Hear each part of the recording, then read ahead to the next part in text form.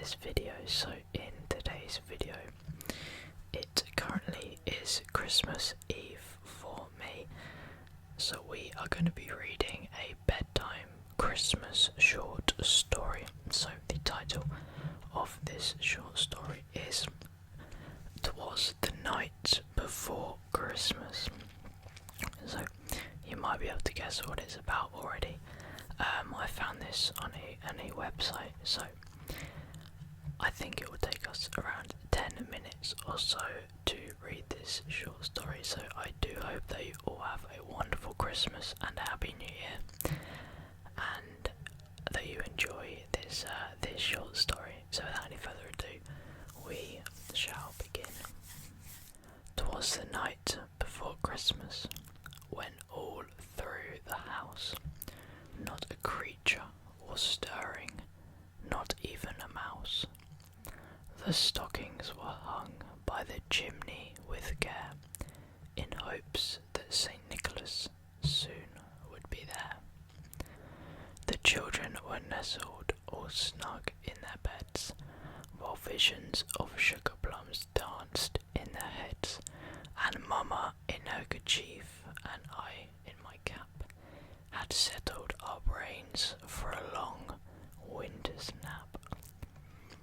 When out on the lawn arose such a clatter, I sprang from my bed to see what was the matter. Away to the window I flew like a flash, tore open the shutters and threw up the sash.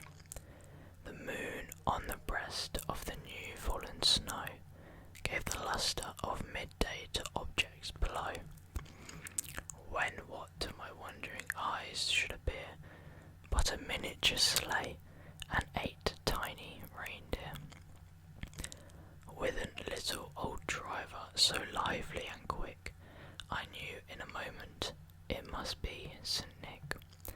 More rapid than eagles in his courses they came, and he whistled and shouted and called them by name. Old Dasher, now Dancer, now Prancer and Vixen, old Comet on Cupid, on Donder, on Blitzen, to the top of the porch, to the top of the wall, now dash away all. As dry leaves that before the wild hurricane fly, when they meet with an obstacle, mount to the sky. So up to the housetop the courses they flew, with the sleigh full of toys, and St. Nicholas too. And then, in a twinkling, I heard on the roof the prancing and pawing of each little hoof. As I drew in my head and was turning around, down the chimney St. Nicholas came with a bound. He was dressed in fur from his head to his foot, and his clothes were all tarnished with ashes and soot. A bundle of toys he had flung on his back, and he looked like a peddler just opening his pack. His eyes, how they twinkled, his dimples how merry, his cheeks were like roses, his nose like a cherry, his droll little mouth was drawn up like a bow, and his beard of his chin was white as the snow. The stump of a pipe held tight in his teeth, and the smoke it encircled his head like a wreath. He had a broad face and a little round belly that shook when he laughed like a bowl full of jelly. He was chubby and plump, a right jolly old elf, and I laughed when I saw him, in spite of myself. A wink of his eye and a twist of his head soon gave me to know I had nothing to dread. He spoke not a word, but went straight to his work, and filled all the stockings, then turned with a jerk, and laying his finger aside of his nose, and giving a nod, up the chimney he rose. He sprang to his sleigh, to his team gave a whistle, and away they all flew like the down of a thistle.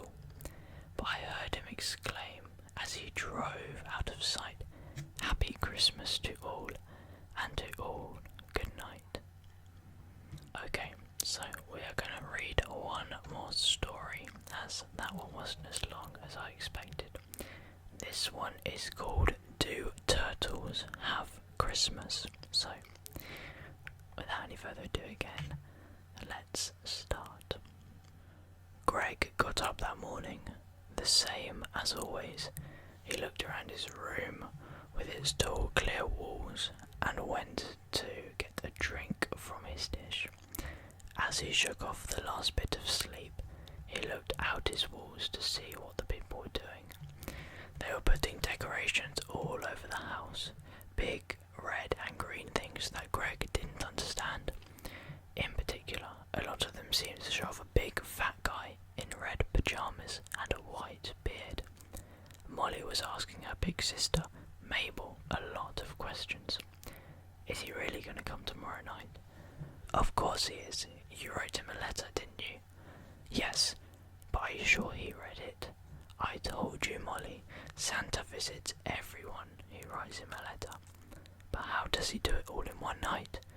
Magic, of course. I don't know exactly how it works, but I think he can freeze time or something. Wow. There are a lot of words that Greg had never heard before. Santa, Christmas, Rudolph, some king or other called Nat. It was all very confusing to Greg. Luckily, later that day, Molly reached into Greg's room and picked him up to show him something. Look how beautiful our tree is, Greg. Greg looked and saw a large evergreen tree inside the house coloured in lights and other ornaments. He had to admit it was beautiful, but he didn't know exactly what it was for. And tomorrow night, Santa's going to come and leave us presents for Christmas, and I asked him to bring something for you too, even though I don't know what turtles want for Christmas. Well, I better put you back. I have to go and help Mummy in the kitchen. It was a very confused turtle who Molly returned to his room a moment later. Christmas? What's Christmas? And who is Santa, who's supposed to bring me something? It was very overwhelming, but that night many of his questions were answered. His room happened to be in such a place that it faced the TV, so when the girls watched a movie called A Christmas Carol, he learned a lot about the Christmas business. Evidently, Greg concluded it's a holiday that happens in the winter, where everyone gets together and eats and drinks and has lots of fun and gives each other presents. It sounded nice, but it still left Greg with one burning question. Do turtles have Christmas? The holiday, it seemed, had something to do with a little baby called something with a J. He couldn't remember, but the impression that Greg got was that this Christmas was a baby's birthday. Did you have to know the baby to celebrate? Are turtles allowed to celebrate? It seemed to have a lot to do with presents. Was it still Christmas if you didn't get a present or give one? Greg spent much of the night pondering these questions, and the next day, which Molly said was called Christmas Eve, the girls watched some more movies and shows, which told Greg a little more about the holiday. This Santa fellow lives in the North Pole, and on Christmas Eve, that's tonight, he thought with some excitement, he flies in a magical sleigh, pulled by 8 flying reindeer, and delivers gifts to all the good little boys and girls, and his heart sank. Boys and girls, not turtles. He was a boy turtle, sure, but he had the clear impression that this is not what they meant. Oh well, he thought as he watched another show about a snowman with a special hat. No Christmas for me. That night, Greg was awakened by a strange sound, sort of thud, as if something had landed on the roof.